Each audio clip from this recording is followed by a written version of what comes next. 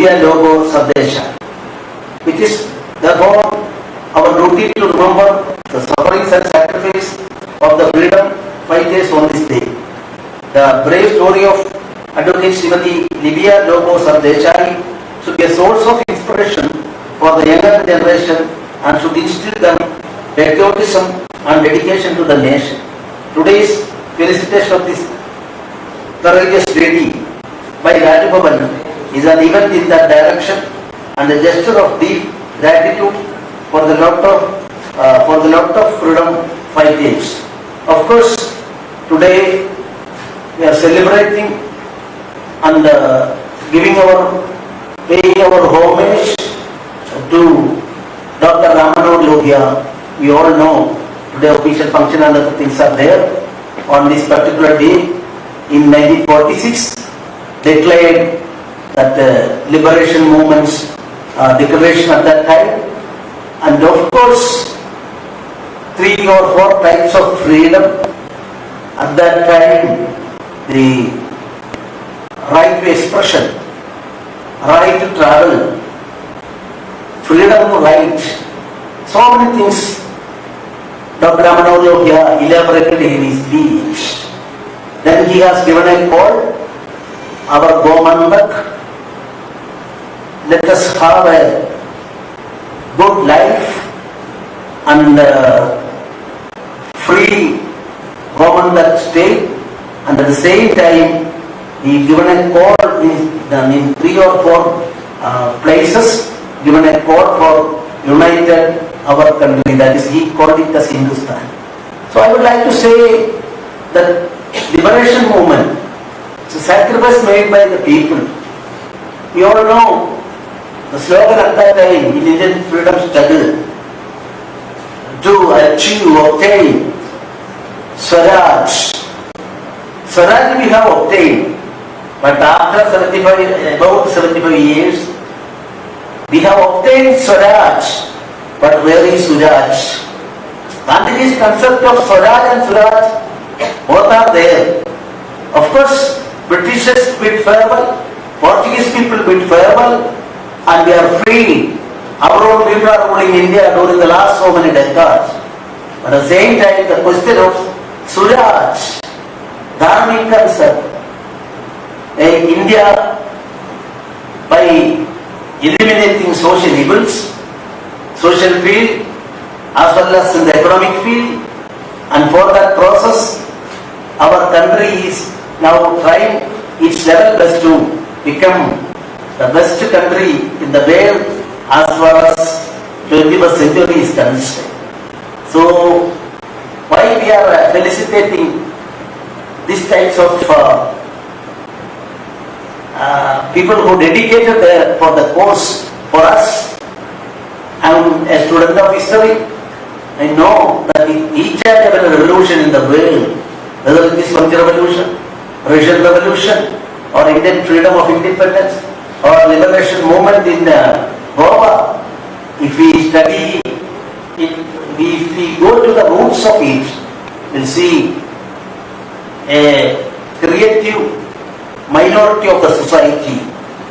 Those people dedicated for the cause, they were instrumental for the cause, and success in the rebellion, success in the revolution, enjoying by the major society as a whole, and continuing with the generations together. So, in the name of Dr. Ramanohar Lohia, today for a speech I had occasion to go through his complete works again. Once I read it, and again today I had occasion to go through it. I would like to say he was the topmost political leader, courageous leader, and in English and Hindi he was the topmost speaker in India and writer as well. Then his approach was that I would like to say in his mind Suraj was important. Swaraj and Suraj are the two terms, and Suraj was important. That is why today morning, again I had occasion to went through his writings, say 2-3 incidents today morning enlightened me on the Sudan concept. When Karpuri Thakur was the Chief Minister of Bihar, he wanted to visit the Dr. Ramanohar here. Went to Delhi. Then he didn't give an appointment. He told Mr. Thakur, you are the Chief Minister. You are not doing properly for the cause of the people. Don't waste time here. You go to Bihar and spend the time there, not at Delhi. Like that, Radharajan, another colleague, he was defeated in the election. Then, according to the date used by Dr. Ramanohar, backdoor entry to Rajya Sabha was arranged. And when he visited in the morning at 7 o'clock, he was reluctant to see Radharajan. And Radharajan was waiting there till 1 o'clock. Then only he told his colleagues that give breakfast and other things. These types of things are there. Those who are under the banner of service, whatever may be the field, I don't want to go to that aspect. Serve the people. Dedicate for the cause. If a person is prepared to dedicate to the cause of the people, he is expected to come to politics. Not for self, not for family. And these types of things, so many incidents are there. Jayaprakash in 1948, Jawaharlal wrote to him, Mr. Jayaprakash, is called JP. You will be the future Prime Minister of India. Then it was written 1948. Reply of the JP, Jayaprakash was that, no, I don't want any post. I want to serve the people. I don't want Prime Ministership. He fulfilled his words. In 1977, we are all remembering after the emergency. Jayaprakash was the champion of that agitation, and he was in the jail under administrative. The people's verdict in 1977, of course, Kerala, Goa, and Andhra Pradesh were promoted through their ballot paper that autocracy was approved and other things. That's the politics I am not going. But the illiterate people of the Hindi belt, this word of Go belt, they casted their vote and freedom again regained in 1977. But in 1977, immediately everybody asked, Jayaprakash, you led the agitation, you suffered a lot, you have miserable retinue during the split in India about 19 months. So please accept the offer to become the Prime Minister of India. He stated that I don't want any post. Then Morarji Desai was elected as the Prime Minister of India. I would like to say all these things because at the age of 97 or something, because 1925, and I don't want to, if you are healthy and God bless you, you dedicated for a cause. At that time, we were operating this in the forest and other things. What will be the consequence? She was an educated lady. At the hands of, at that time, the terrible things done by Portuguese people against those people. Of course, were within their knowledge. Even then, for the cause of the society, cause of us, cause of governments, cause of Indians, she took the risk and she was satisfied. Her husband also, Padma Shri was bestowed on him by our Union of India, and for a clean public life, we will look into the life of these people, and I congratulate her, and Raj Bhavan is extending its sincere congratulations and best wishes for her. Thank you very much. Jai Hind.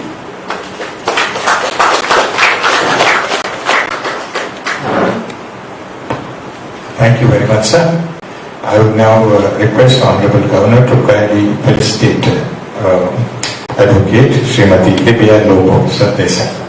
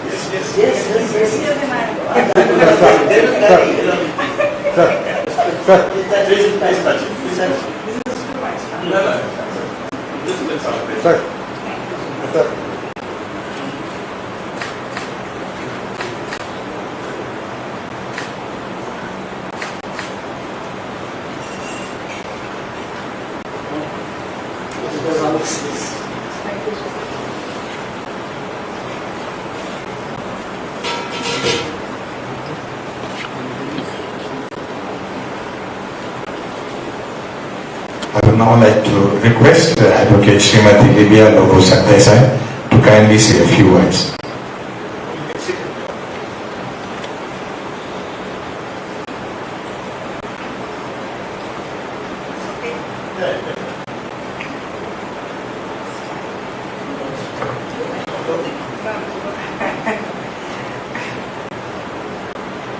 Your Excellency, Shri Prudent Mrs. Pillai, I am very grateful to you all for felicitating me today on this occasion of the Goa Revolution Day. But before I thank you,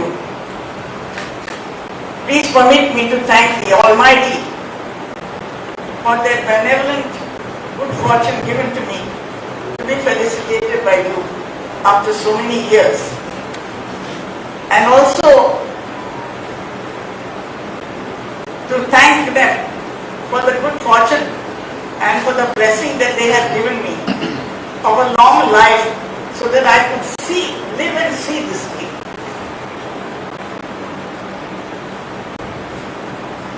I am very, very grateful to you for the shawl and for the felicitation in toto. I have no words to thank you, because we have not found governors in the past, I'm sorry to say, who have not only recognized us, but even taken notice of us, leave alone recognition. We have not even been noticed. But it did not matter at all, because we never craved for it or did anything to get that. So we did not miss it. But when it comes, naturally, it lifts our hearts and we appreciate from our heart and mind. I am very happy to get this felicitation on this Goa Revolution Day, a very auspicious day. Auspicious it is, but let us not forget that it was not a one-off thing that happened in 1946 on the 18th of June. It was a recurring thing. There is not a single generation since the Portuguese landed in Goa that have not revolted in some way or the other during their regime. Every generation has fought, every generation has contributed and never accepted the colonial slavery.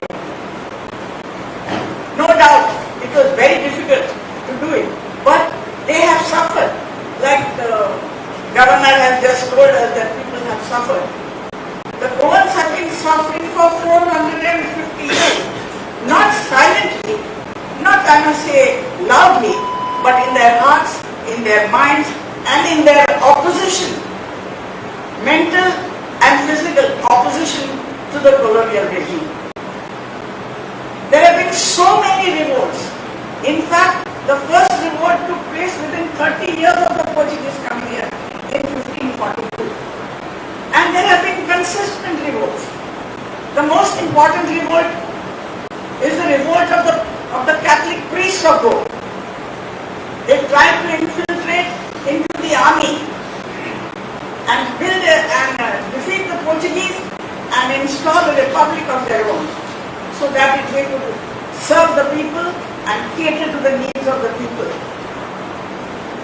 But what happened was, they succeeded up to a point, but then the result was a failure because of requisitioning. And I'm sorry to say this, what you may say, I'm sorry to say that this legacy of quizzing still continues to this day in Goa, in some form or the other. Anyway, that revolt was so important because 15 of those priests were hanged. Another 14 were deported where they died. 5 of them were beaten to death. So let nobody think that the Christians never opposed the Portuguese. I am a Christian too, for that matter. And I have done my bit, that is why. Anyway, I am happy that I got the opportunity to serve my country and my state. It was a force of due to the force of circumstances, as the governor has said. The situation in Goa was suffocating after 64, when the blockade, economic blockade was in 54. When the economic blockade was put in by the government of India, Goa was stifled. You could not do anything. People could not know anything that was happening. As they said, they were fed on lies and propaganda, anti-Indian propaganda. And the people were absolutely, you may say, I don't know. I mean, they did not know what to do and how to manage the things. Then we had to find a way to do it. So, since our support was morbid and our weapons were not available, we had to find a different route to do that. And we thought that the only freedom we had was to utilize our voice. Nagar Haveli had been liberated just a few months before, and there were 2 transmitters in Nagar Haveli which the Portuguese had taken in order to beat their propaganda out from Nagar Haveli to other parts. We took those transmitters and we said, we will use your weapons against you. We installed those transmitters in a truck and we took them to a forest on the border, and with the help of some technicians, we managed to start broadcasts to acquaint the people, to inform the people of what India actually is, of what India actually desired, of what the nationalists in the parts of India were doing, what the colonial regime was also doing, and also the support that we were getting, not only from India, but from the other colonial countries and from other free countries of the world, which boosted the morale of the people. They saw some hope in their life, though it was taking time. Naturally, the intransigence, or you may say, the hesitation of the Indian government, of the free Indian government, was also suffocating and sometimes irritating. But yet, they had their own problems, they had their own ideas, they had their own requisites to do. After all, you could not wage a war against Portugal because Portugal was a member of NATO, so you do not know what the consequences might be. And India naturally did not want to aggravate the situation, but in its own way, in its policy of non-violence, to persuade Salazar to leave Goa. But it was not possible to convince him at all. And finally, even the government of India was, I may say, lost their patience, and and the army was sent to Goa to liberate Goa. People used to think that the Portuguese are a very strong nation and there would be a great war, etc. But it was a cakewalk for the Indian army. Before sunset, the operation was over. At about 6 o'clock, I was with the army at that time. We were sending messages even to the Governor General to surrender before the army could attack. But no reply came from the governor. And then, in the evening at about 6 o'clock, General Chaudhary came and said they have surrendered. They could not face the onslaught of the army because they did not have a great army as they were shouting and of their strength, but they were very poor in strength. But anyway, it was over, they surrendered, and today we are free.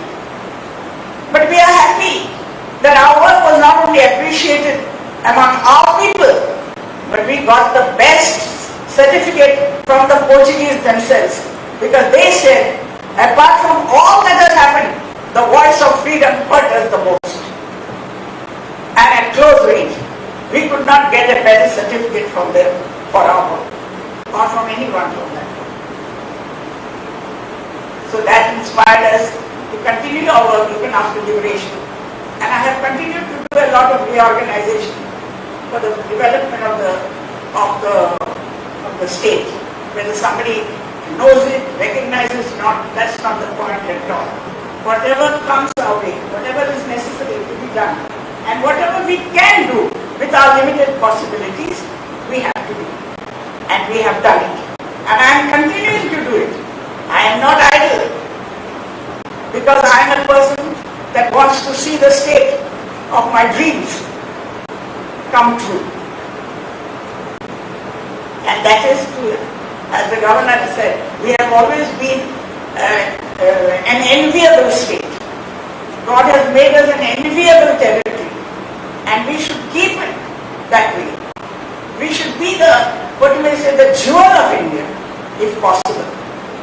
And we should always think that whenever we do any action, whenever we commit ourselves to something, whether we are doing the right thing by the state or are doing the wrong thing, whether it will be harmful to the state or whether it will be beneficial to the state, each one of us has to contribute.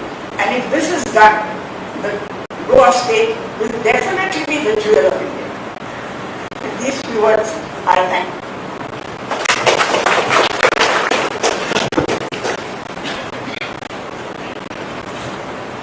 Thank you so much, madam. It was a very inspiring talk. And, we are very grateful for your presence today. I would like to thank Honorable Governor and Madam First Lady for their presence today. I also like to thank my colleague, Mr. Sanjeev Gadkar, Additional Secretary Home, for having graced this occasion.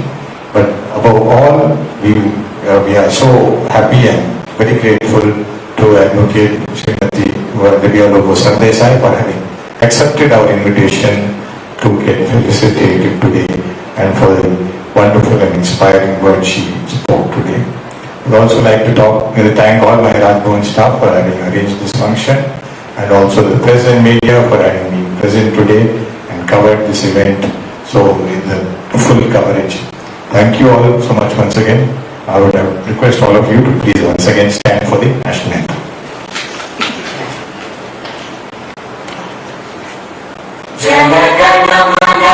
अधिनायक जय हे भारत भाग्य विधाता पंजाब सिंध गुजरात मराठा द्राविड़ उत्कल बंगा Vindhya Himachal Yamuna Ganga उच्चल जलधि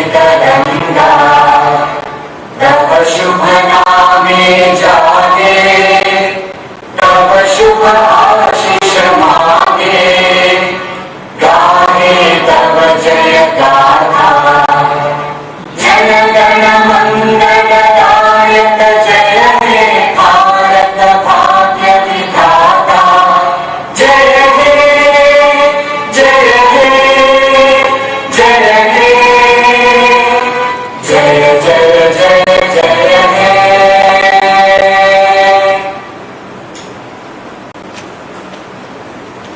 I would request all of you to kindly proceed for refreshments just behind.